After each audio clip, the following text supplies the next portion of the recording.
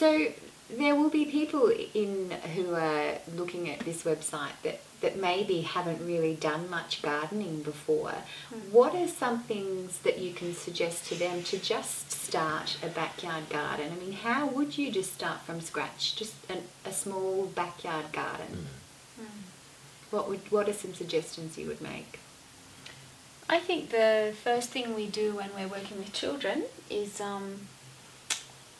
we get the children to show us where they want to be. And sometimes that's just by observing and seeing where they go. And sometimes that's by asking them, if you were going to make a path here in this space, where would you go and how would you make it? And so getting the children involved in the path making and in the planning, the designing, because the pathways actually design the garden. And I think to design a garden, the first thing, it's like being in your home, you sort of work out, well, where do I want to sit? And that's where, I arrange my space. It's the same in the garden. It's really that feeling, well, where do I want to be to enjoy this space? And so in the garden in town, there's one intersecting point, and it just feels like it's the right place for everyone to be. And in that place, a stone rock wall's been made beautifully so children can climb up it and climb down it, and it's very artistically made by a local stonemason. And then all the paths leading into that place, the children have made themselves. So they did mosaic paths, and that was the main thing, mosaic, and then handprints and footprints and decorating things with coloured beads and stuff to lead to that one main area. And then that area, that when we planted that area particularly with a lot of sunflowers and flowers in amongst, with the lettuces and all the other growing plants in amongst it.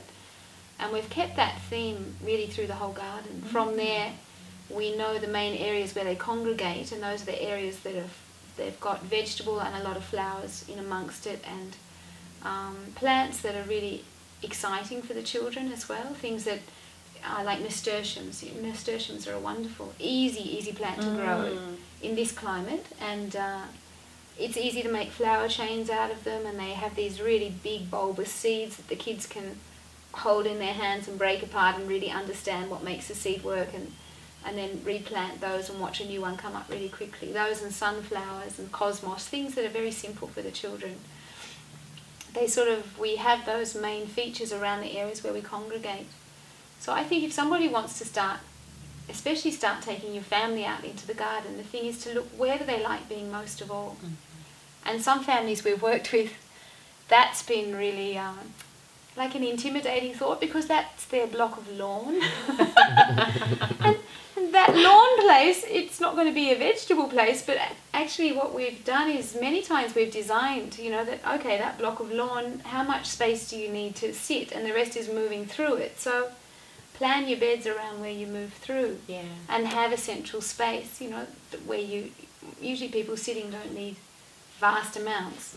So something the size of this rug is fine, and then all around to have garden beds, so that you can sit and just basically pick and eat with the kids, and garden beds that are just outside the kitchen door, they're just so handy. It's not like your vegetable garden, the old-fashioned thing is to have it way up the end of the block, but we don't go to the end of our blocks usually. Usually people, whatever's closest and handiest to the house that you're looking at all the time, that's where you tend to look after things. So garden beds on the way to and from the carport, garden beds on the way to and from the kids' playroom or the shed, they're the best places for your gardens.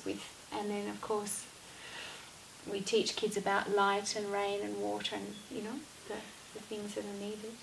And what a great idea. I love what you've just said about the garden beds near the house and on the way to the car, because a lot of homes in the city, they don't have a lot of space. And actually when you were speaking, I was thinking, so as adults, what we need to do is let go a little bit of our precious lawn and let the kids lead us and let them show us how we can create these beautiful gardens in our own homes.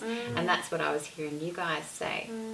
So with these gardens that we're planting just outside our back door, what would you start with if you were starting from scratch?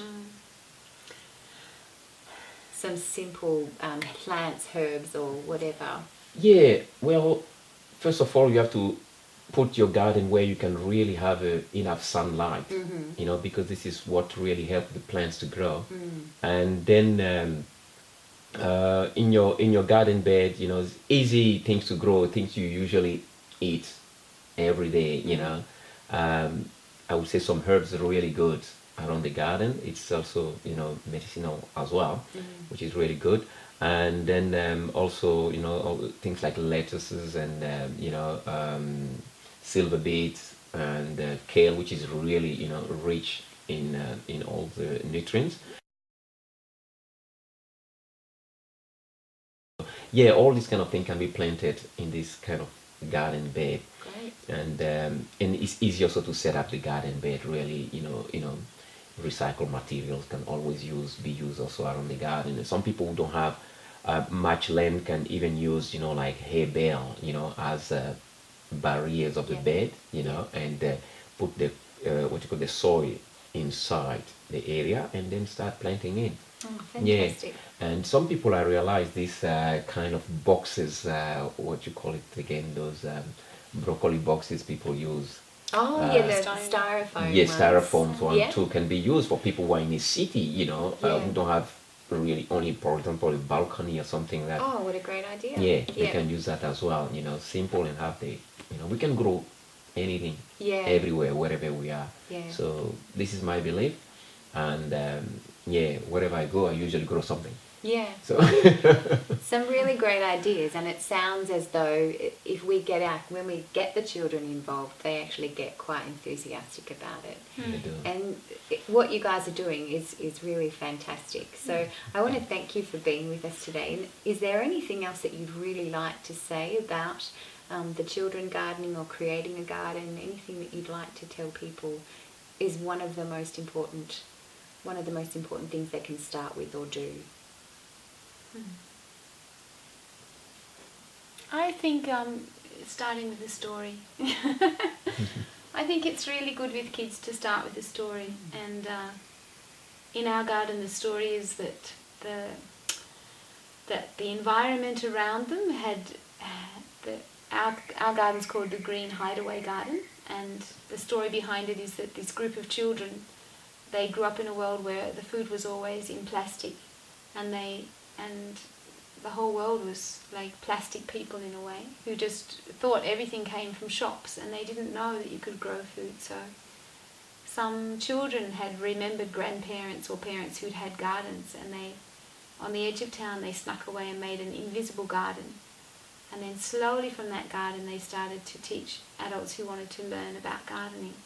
So every week they get a letter from somebody, you know, an imaginary person who's seen their garden and visited it and has learnt that there's these hideaway children making, growing food. And the adults are asking, oh, you're such experts, you know. How do we do it? What do we do with seeds, or what do we do with compost, or how does it work? And the kids, then they have to show and teach how to do things. So the kids themselves start working out, oh, well, how do you know, make sure it gets enough sun, or how do you make sure the compost is really, you know, well broken down or whatever. So the kids start working it out amongst themselves, and they get given tasks each week of, you know, solving a problem in the garden. And I think that motivates them, you know, a lot more than when it's us telling them, okay, this is how it is, or, you know, answering questions to us. So starting with the story, I think, is a good way to begin with children. Yeah. So what I take away from that is start with a story, start simple, and allow the children to lead us. Yeah. That's right. Yeah. When creating. Yeah. Yeah, beautiful. Yeah. Thanks, guys. Your website is familyfeastival.com. Yeah. Yep. Yeah. So if you want to know more about, I suggest you check out more about Kate and Madu's venture. Thank you.